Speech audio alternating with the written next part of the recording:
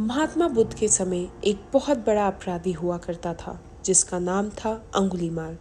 अंगुलीमाल का नाम अंगुलीमाल इसलिए था क्योंकि उसने अपने जीवन में प्रण लिया था कि वह 101 लोगों की उंगलियां अपने गले में काट कर लगाएगा।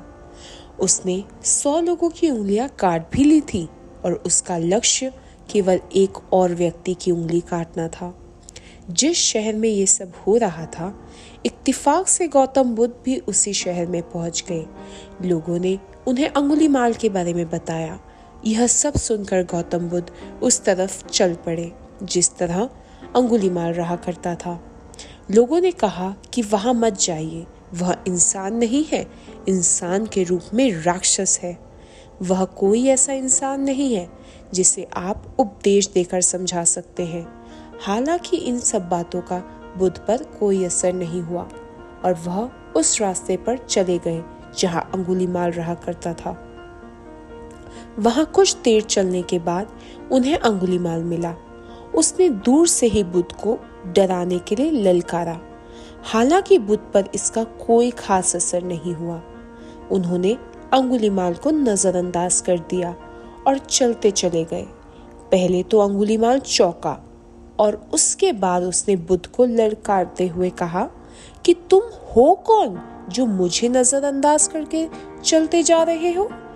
इस पर बुद्ध ने मुड़ के कहा कि मैं कहाँ चलता जा रहा हूँ, मैं तो स्थिर हूँ, चल तो तुम रहे हो। अंगुलीमाल ने कहा कि तुम पागल आदमी हो क्या, मैं स्थिर हूँ, चल तुम रहे हो। इस पर बुद्ध ने कहा कि नहीं, चल तुम रहे हो अपने लक्ष्य की तरफ, 101 लोगों के लक्ष्य की तरफ। मैं स्थिर हूँ क्योंकि मैंने अपने लक्ष्य प्राप्त कर लिए हैं। अब ऐसा करो, मेरी जिंदगी को खत्म कर दो और तुम अपने लक्ष्य को प्राप्त कर लो। और सुनो, ऐसा करो ना करो कि मेरा सर लगा लो अपने हार में। 100 उंगलियों के बीच में मेरा सर काफी अच्छा लगेगा। ये सब सुनकर अंगुलीमाल ने अपना माथा पीट लिया। किसी को मारने का मजा तब है जब उसे मार का डर हो।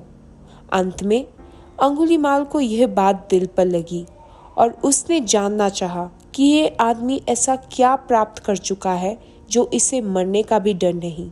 अंगुलीमाल बुद्ध के सिद्धेश बन गए और आगे चलकर उनके सबसे सफल और सबसे ज्यादा प्रसिद्ध सिद्धेश में से एक माने गए।